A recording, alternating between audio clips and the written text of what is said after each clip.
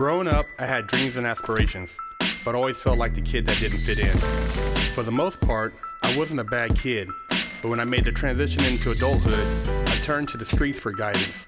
This led to getting locked up in juvenile hall, doing time in CYA, and eventually a 120-month sentence in federal prison. I had a lot of time to think and reflect during my federal sentence, so I share with you what I learned, hoping I can positively influence someone else's life with Prison Talk. What's up, everybody? Big Herc, Prison Talk, and I have here with me John Paul. This guy has a hell of a story, but we want to get into some Prison Talk questions. And one of the questions I want to ask this man, because this man's seen a lot, did a lot, is how did you become involved with the Italian Mafia? It was one of my girlfriend at the time. One of her friends was writing some guy in prison, and he just got out doing 10 years. He was older and she was a lot younger.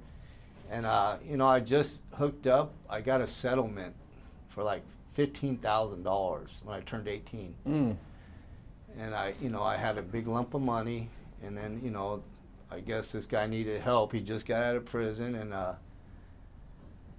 I just hooked up with them, and, we just had got me a nice car, nice place to live, nice clothes, I had 7 3-piece suits. I used to carry a 9mm and a 25 right here at 18 years old, long curly hair, weighing about $170, It's just, all my friends' moms knew that I was a dope dealer at 18 years old. You just had too much going on, huh? Yeah, it's just, I guess it's the guy I am. I don't know, I'm a good guy, and like I said, I only messed with them for a year, and then they were getting dope from me. They told me back then that if I made $100 a day, I was doing good. And I used to make that doing construction, $100 a day, but I was making, once I started selling dope on my own, I was making $1,000 a day. You know what I mean? Well, back then? Yeah. And now how these guys look at you being that you weren't Italian? It's just, I get the people I guess the guy I worked for, he was part Italian. His name was Jim Sinatra. Just got out, but all his connections were Italian, big time, Italian. My lawyer was Italian. Where I got my suits was Italian. Where I got my car was Italian. It was in Hollywood. They redid the car for me. All the connections were Italian, big time Italian, bro. It's just, I don't know how it happened. It just happened my whole life. Like when with the Swedish, I was working with the Swedish guy, and it just, man. So how long did your relationship last with the Italians? Like I said, a year I lived with them. I delivered for them. I was a runner. I got busted a couple times, but it was my own stupidity. I had my Lincoln Continental, and I would have like 1,000 Quaaludes in the trunk, a pound of weed, and a gun, and I'm out partying. And he would get so mad at me because I'd go out and just call me, tell me what you're doing. I'm like, I wouldn't call, I'd be gone for a couple days, and I'd just go do some stupid shit and get busted. I think me and my homeboy went to Starwood one time, and I had a quarter pound of weed in the trunk, and we're sitting in my Lincoln, and we're right across the street in a parking lot, rolling up some joints, and we're smoking, and the cops pull up, and we jump out the car, and all the smoke, and they look in there, they could see the weed right there. Both our bags of weed are right there, and they open the trunk. I got a quarter pound of weed there.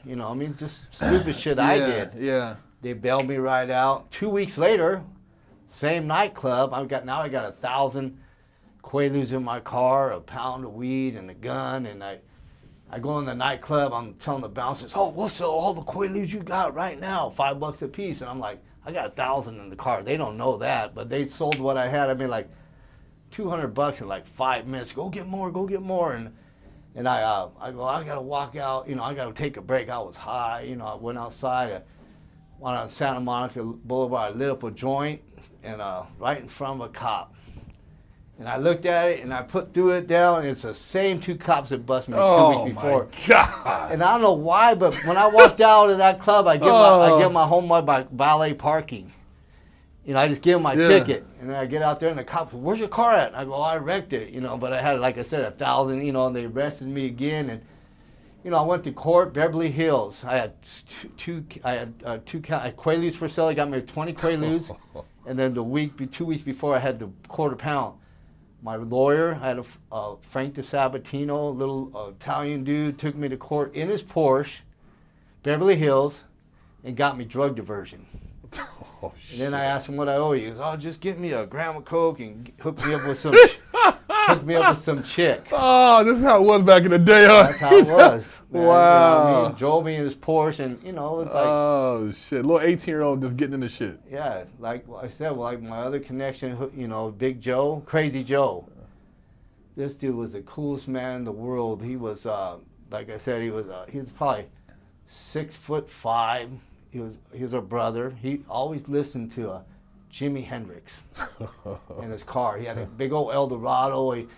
I went to that was my connect. That dude was so good to me. I met him from one of my girlfriends. He's a big guy in connection. I went to his wedding, and I went to his funeral. They blew him away over there, came and robbed his house. Wow. My girlfriend and my sister were at his house when they blew his head off. They came and robbed him. Some robbers blew his head off? Blew his head off in his backyard, robbed him. And I seen that, I just grew up with, stuff like that, Yeah. just good people, and that dude was a good man, you know what I mean? He was a good man. So what made Crazy you finally, Joe. what made you finally part ways with the Italians, you said, after a year and a half? Well, they tried to tell me, who I could, I had women there every night, and one of my ex-girlfriends that I met him from, I hooked up with her, she came back around, they said, oh, we don't want her around. I'm like, huh? I'll forget you, and I left. I left my car, left everything. I'm like, here, you could have it. They taught me, like how to sell dope. Mm-hmm. And it doesn't matter. I blew like 15 grand there with them, but I made millions of dollars selling dope in my life. Like I don't have, too much to show for it. I got a lot of nice things still, but that's just because my mom, she saved everything. She made sure all my stuff didn't get, ripped off and all that. Like most people, when they go to jail, they come out with nothing. Yeah, everybody robs them.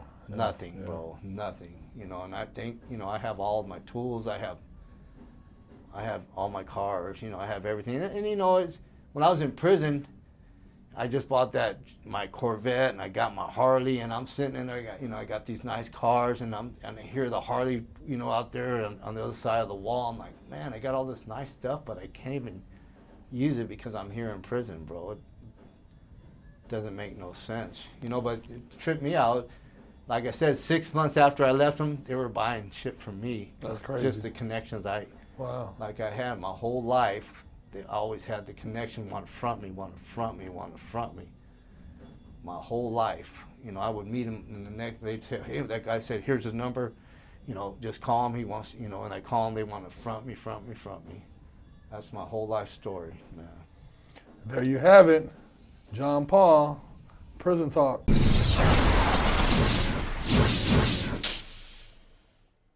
Lockdown's over. Get your yard time in. Exclusively at FreshOutSeries.com.